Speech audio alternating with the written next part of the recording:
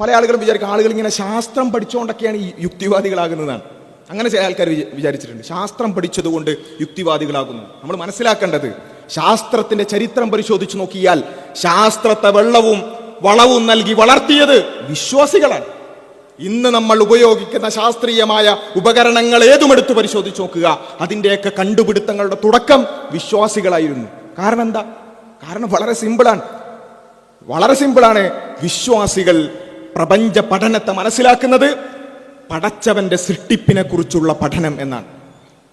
സൃഷ്ടി പഠനത്തിലൂടെ സൃഷ്ടാവിന്റെ ഔന്നത്യം മനസ്സിലാക്കാൻ പറ്റും എന്നാണ് വിശ്വാസികൾ വിശ്വസിക്കുന്നത്. അതുകൊണ്ട് തന്നെ ഇസ്ലാമിക് ഗോൾഡൻ ഏജ് എന്നൊക്കെ ചരിത്രത്തിൽ നമ്മൾ വായിക്കും, അല്ലെ? ഇബ്നു ഹൈതമിനെ കുറിച്ചും അതുപോലെയുള്ള ഒരുപാട് ജാബിർ ഇബ്നു ഹയ്യാനെ കുറിച്ചുമെല്ലാം നമ്മൾ പലപ്പോഴും വായിക്കാറുണ്ട്. ഇസ്ലാമിക സുവർണ കാലഘട്ടത്തിൽ ജീവിച്ച ശാസ്ത്രജ്ഞന്മാരെ കുറിച്ച്. അവർ ഒരേ സമയം മുസ്ലിം പണ്ഡിതന്മാരും മതപണ്ഡിതന്മാരും അതേ സമയത്ത് തന്നെ ശാസ്ത്രജ്ഞന്മാരുമായിരുന്നു. എന്തുകൊണ്ട് അവർ ശാസ്ത്രവുമായി ബന്ധപ്പെട്ടു? ശാസ്ത്രം എന്ന് പറയുന്നത് പ്രപഞ്ച പഠനമാണ്. പ്രപഞ്ച പഠനം എന്നുള്ളത് പടച്ചോനറിയാനുള്ള ഒരു വഴിയാണ് എന്നാണ് വിശ്വാസികൾ വിചാരിച്ചത്.